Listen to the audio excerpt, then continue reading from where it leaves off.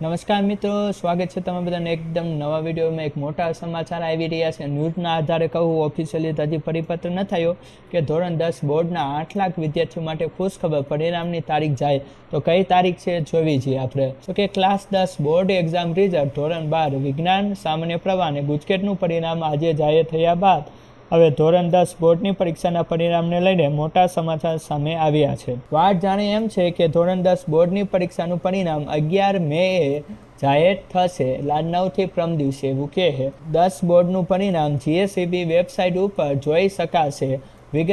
વિગતો સવારે 8 વાગ્યે વિદ્યાર્થીઓએ પરિણામ જોઈ શકશે।